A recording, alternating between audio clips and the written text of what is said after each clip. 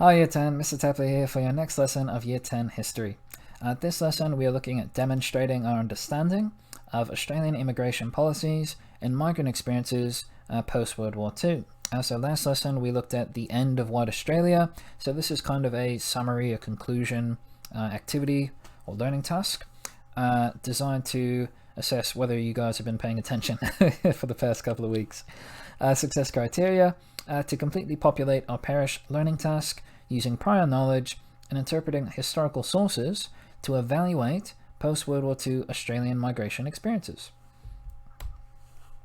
A bit of an assessment timeline for you guys for Area Study 2, Immigration. This lesson, you've just got a learning task designed to assess your understanding of our Australian immigration unit and your source analysis skills. So it's not the cat, calm down. It's just a learning task, a little stepping stone to see if you guys are on the right track, the right path. Please read the instructions on the following slide before completing the learning task in Google Classroom. In the final week of this term, we will examine a immigration trigger event. So there are different events, different triggers to immigration waves throughout history. World War II was one of them. Final week of the term, we're looking at another one. We're looking at the Vietnam War, and we'll be completing a further source analysis activity. So you guys should be up to speed on immigration, up to speed on source analysis. You can try out a few tips and tricks you might have picked up during the term. You can reflect on some of that CAT feedback that I've put up onto Compass. See if you can improve upon some areas of improvement. See if you can continue to demonstrate the strengths that you've identified. Then in week 1 of term 4, I'm going to be giving you guys a moment to catch your breath. Hopefully we'll be on site. You guys will be able to catch up with your mates, ask me any questions. You'll have a bit of time to review, to revise the unit content before completing the CAT, either at the end of week 1, which is on a Friday in like period 5 or 6, which sounds a bit rough, or the beginning of week 2, depending on what sort of mood I'm in. So that's just a bit of a timeline for y'all, just a bit of a heads up for how this area of study is going to end. What we're doing this lesson though, the learning task Populate or Perish is located in Google Classroom Assignments, and I'll show you where that is, walk you through it in a moment. You will be asked to interpret a series of images, text entries, and videos about Australian immigration and migrant experiences.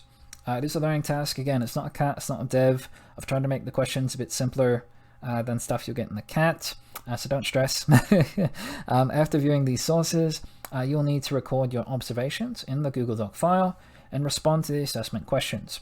I've tried to structure the questions so that it's like question 1 and 1A. And question 1 is give me your answer, and then 1A is now give me some evidence that supports your answer, because that was one of the issues I found in the CAT, was that y'all knew what you were talking about, you just didn't prove it. I'd like to take your word for it. I'd like to trust you, but you need to show evidence in these sorts of assessments. So you need to justify your responses by identifying specific evidence, so features of the image, key terms, sentences, etc., and then supporting your answer. Assessment needs to be completed by the end of the double period, so you've got 100 minutes to smash it out. It should be pretty doable, but if you need any extra assistance, or if you have questions or concerns, please let me know. So let's go to Google Classroom. Bonk. Semester 2 learning task, Populate or Perish. That's just the little instruction blurb that I read out in the slides. Click on that Google Doc. Zoom in a bit actually. Zoom. Cool.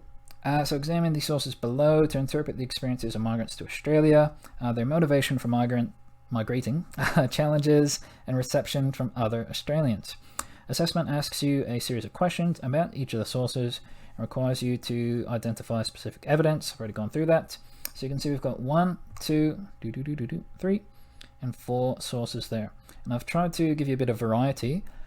First one is a little video, or it's a clip of a video, I guess. So 6 minutes there. You just need to click on that link there, and that should open up properly. I've had a few issues uploading videos to Google Drive in the past, but that should work.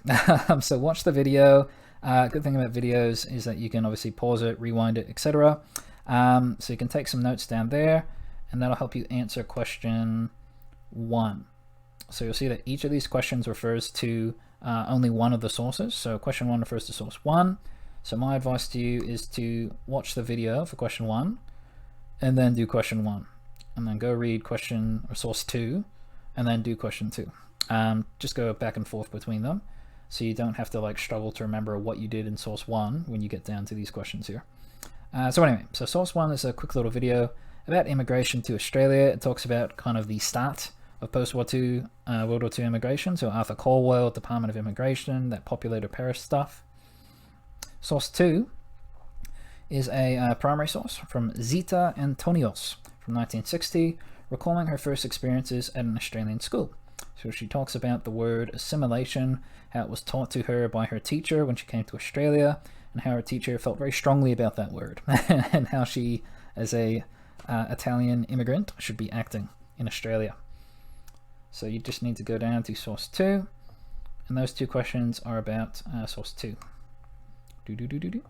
Source 3, a bit of variety again, hopefully. This is a secondary source. So this is from a very own museum, Museum Victoria organization, 2020, and this one talks about culture clash, so the issues with assimilation.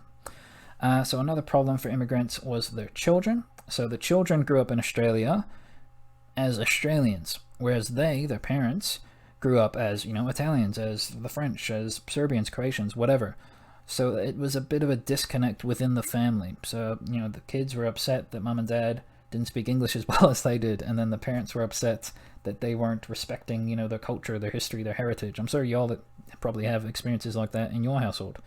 I certainly do, as a disappointing American to my Australian parents. Anyway, so read source 3. Question 3. Ta-da. And then the final source is a image, a little propaganda poster there, that was designed to encourage people to migrate to Australia. Got the £10 symbol there, £10, British currency, not weight. The £10 PON scheme, trying to get these British people over to Australia, encouraging them to come here to build their children's future. And then question 4, what do you know, is about source 4. So I'll go through those questions now with you. So question 1, looking at the video. What caused an increase in migration to Australia after World War II? 1 or 2 sentences here. It doesn't have to be an essay length response. It's a learning task. Deep breath. Don't stress. 1B, which again is about source 1. Identify specific evidence in the source that supports your response. You can see I've done that for the first 3 questions. Again, really trying to hammer home it's important to add evidence to support your answers. So question 1, what caused migration to Australia after World War II? It's in the question there. And 1B, specific evidence. So you need a quote, you need some numbers, you need something. Drop in some names. Question 2, which is about source 2 from Zita Antonios. Using your prior knowledge, explain the term assimilation in relation to Australian migration. So what does assimilation mean? Question 2B, identify specific evidence in the source that reflects Australian views on assimilation. So this is about how Australians thought of that term. So did they approve of it? Did they anti-approve of it? Did they not know what it meant? How did they try and teach assimilation to other people? Question 3, which is looking at the Museum Victoria quote about the culture clash between children and families. How did assimilation impact positive or negative experiences of migrant families in Australia? 3B, identify specific evidence in the source that supports your response. So again, dropping in a quote. Question 4.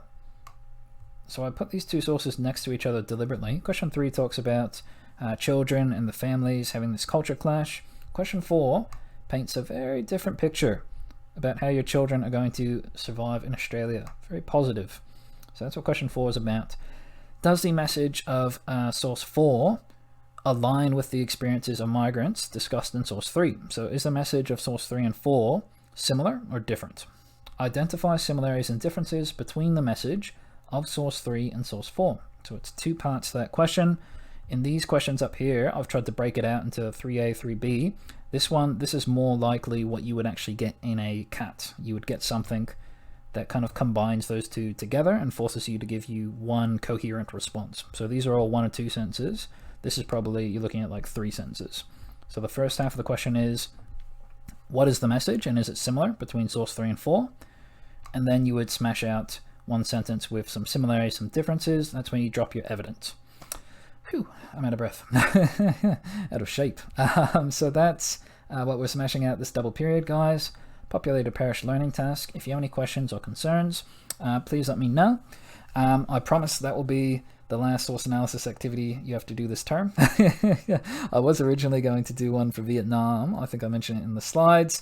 But honestly, looking at your results from the CAT, I think you guys are really ready for the CAT. I mean, I could give you the immigration CAT next week, and I think you'd want, one, you would hate me, but two, I think you're ready for it. So this is the last source analysis activity we'll do.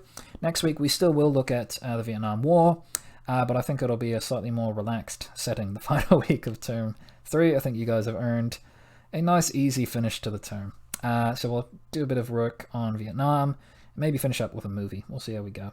One of those self-care lessons that you guys like. Anyway, that's all I've got, guys. Any questions or concerns, please let me know. Otherwise, best of luck. Hope you're well, and cheers.